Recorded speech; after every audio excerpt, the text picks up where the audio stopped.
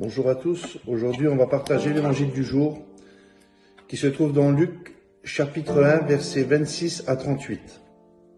Le 6e mois, l'ange Gabriel fut envoyé par Dieu dans une ville de Galilée de nom de Nazareth, à une vierge fiancée à un homme du nom de Joseph, de la maison de David.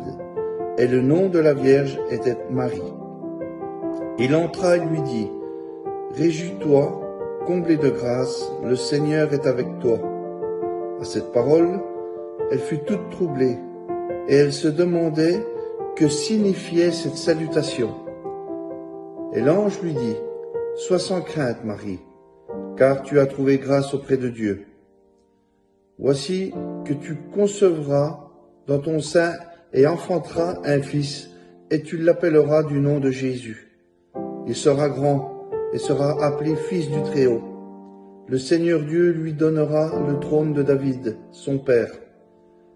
Il régnera sur la maison de Jacob pour des siècles, et son règne n'aura pas de fin. Mais Marie dit à l'ange : Comment cela sera-t-il possible puisque je ne connais pas d'homme ? L'ange lui répondit : L'Esprit Saint viendra sur toi, et la puissance du Très-Haut te donnera sous son ombre. C'est pourquoi l'être saint qui naîtra sera appelé Fils de Dieu. Et voici qu'Élisabeth, ta parente, vient, elle aussi, de concevoir un fils dans sa vieillesse. Elle en est à son 6e mois. Elle, qu'on appelait la stérile, car rien n'est impossible à Dieu. Marie dit alors : Je suis la servante du Seigneur, qu'il m'advienne selon ta parole. Et l'ange la quitta. C'est une belle parole, frères et sœurs, aujourd'hui.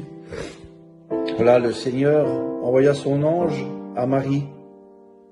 Et c'est vrai que pour cette femme, il était difficile de croire qu'elle pouvait enfanter, comme elle disait, puisqu'elle n'avait pas connu d'homme.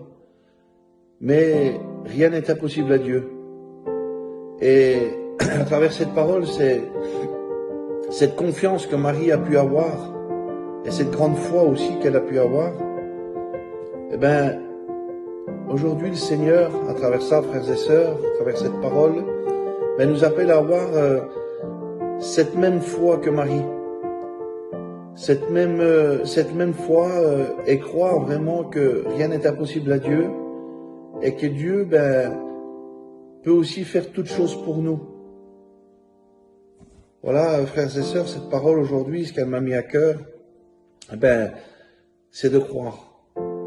C'est de croire, et surtout aussi, d'accepter ce que le Seigneur veut pour chacun et chacune de nous. Voilà, le Seigneur, il a un plan pour chacun.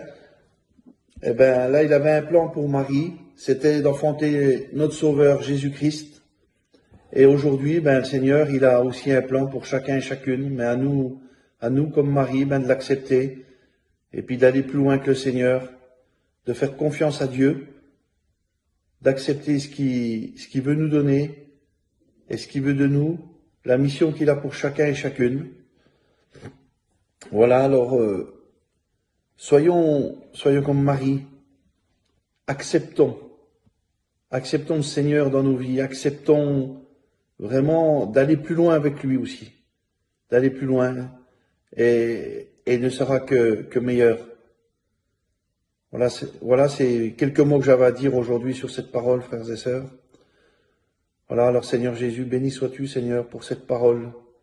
Béni sois-tu pour cette journée. Béni sois-tu pour toutes les personnes qui écouteront, Seigneur, ce message, Seigneur, ce message de confiance, ce message de foi, Seigneur Jésus. Voilà, de croire que rien n'est impossible à Dieu, et que Dieu peut délier tout lien, et puis peut changer toute situation aussi, Seigneur Jésus. Alors béni sois-tu, Seigneur Jésus, pour cette journée. Et soyez bénis, frères et sœurs. Amen.